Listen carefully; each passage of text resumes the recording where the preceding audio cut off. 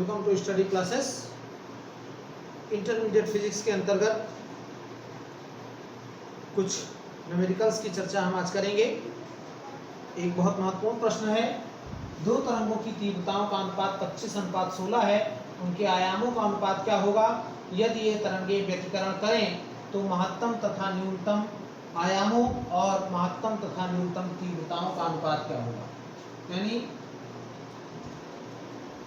I1 upon I2 equal to 25/16।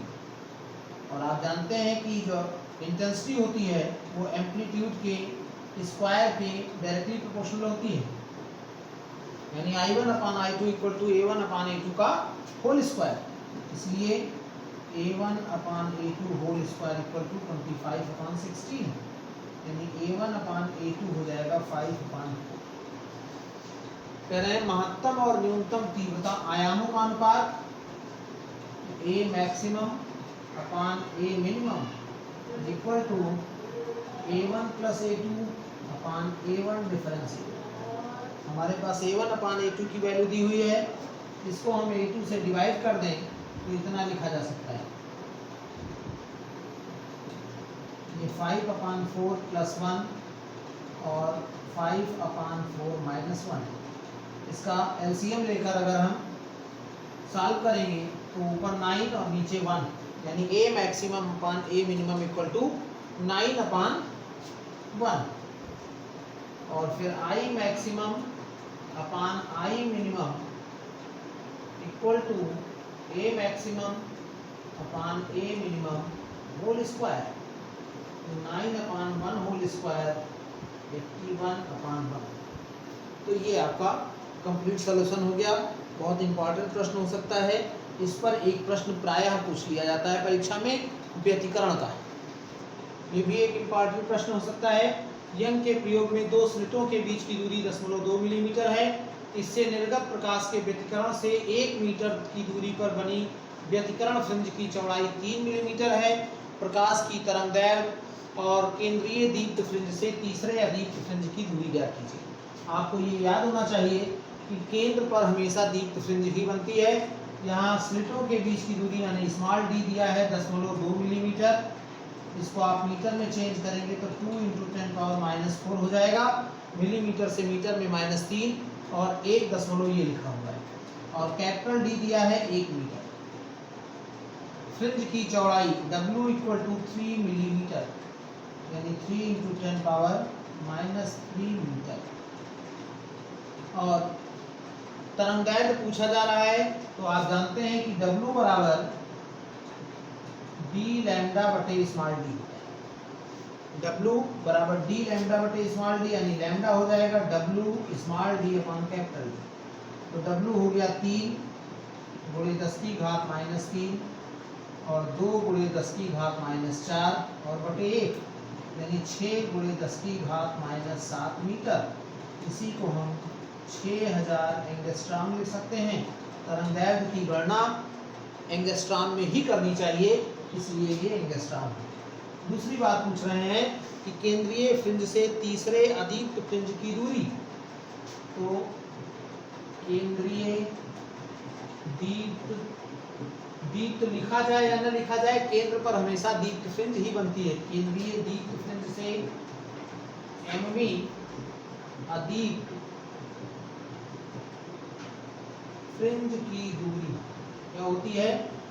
x equal to 2m-1 d lambda बटे 2d ये होता है। तो आप यहाँ देखें तीसरे अदीप्त के लिए क्या होगा?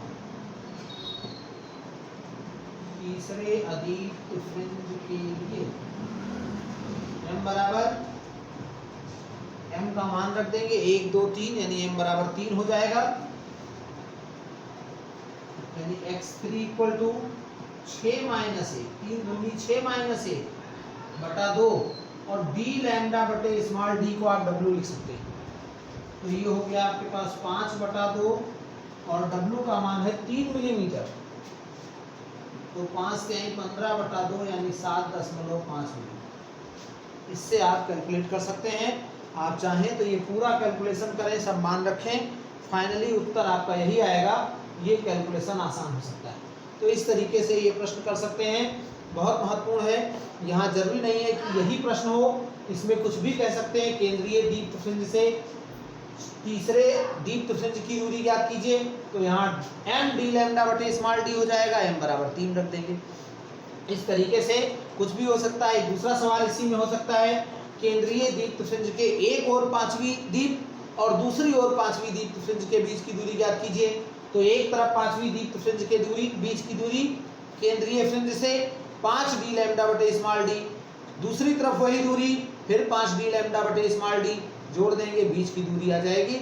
आपको अगर ये चित्र याद हो, हमेशा याद रखिए, यहाँ केंद्रीय दीप्तपुंज, पहली दीप, दूसरी दीप, तीसरी दीप, इधर पहली दीप, दूसरी दीप, तीसरी दीप, और इस प्रकार आगे भी। अब इनके बीच में अदीप्तपुंजें बनती हैं, D1, D2, D3, D1, D2, D3।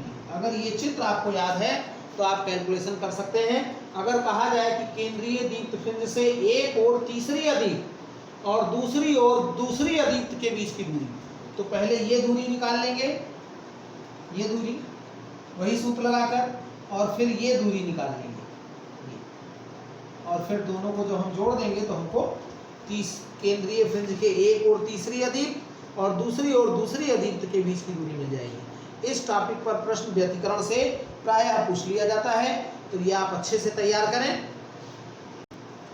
इसी चैप्टर का एक सवाल है, एक प्रकाश की किरण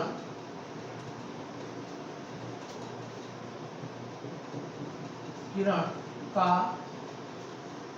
पानी में तरंगदैर्घ्य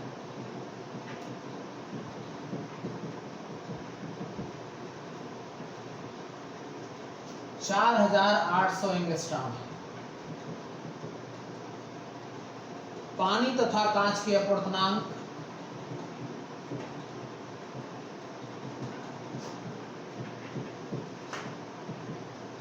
अपवर्तनांक 4/3 तथा 5/3 है। तो कांच में तरंगदैर्घ्य ज्ञात कीजिए।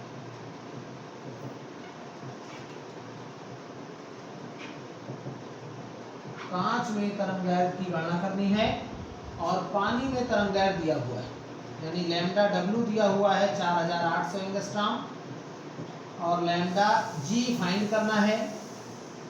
A म्यू G दिया है 5/3, A म्यू W दिया है 4। आप जानते हैं कि लैम्डा और लैम्डा m का अनुपात जो होता है, यानी लैम्डा m अपान लैम्डा इक्वल टू 1/म्यू, या लैम्डा बराबर, आप ऐसे लिख सकते हैं, लैम्डा m अपान लैम्डा बराबर 1/म्यू। ये आपको फार्मूला बताया गया है, यानी म्यू के इन्वर्सली प्रोपोर्शनल होता है, लैम्डा म्यू के इन्वर्सली प्रोपोर्शनल होता है। तो lambda G upon lambda W equal to A mu W upon A mu G। Lambda G upon lambda W बराबर A म्यू W 4/3, 5/3, यानी 4/5। तो lambda G equal to lambda, और ये हो गया 4800। और अब आप इनको डिवाइड कर देंगे, तो 48 दूनी 96 दूनी 192 और बटे 5, यानी 38/10। तो 3840 एंगस्ट्रॉम, 3840 एंगस्ट्रॉम आपकी तरंगदैर्घ्य हो जाएगी। ये प्रश्न भी बहुत इंपॉर्टेंट हो सकता है, 2018 में पूछा भी गया है। हम इसी तरीके के इंपॉर्टेंट प्रश्नों की श्रृंखला आपके लिए प्रस्तुत करते रहेंगे। अगर आप हमारे चैनल पर नए हैं, आपने हमारे channel study classes bye Ajay Mehrotra को अभी तक सब्सक्राइब नहीं किया है, तो चैनल को सब्सक्राइब करके बेल आइकन को प्रेस कर लीजिए, ताकि इस पर आने वाले वीडियो के नोटिफिकेशन आपको मिलते रहें और आप उनका बेहतर लाभ लेकर अपना सिलेबस अच्छे से तैयार कर सकें। वीडियो को लाइक और शेयर अधिक से अधिक करें। धन्यवाद।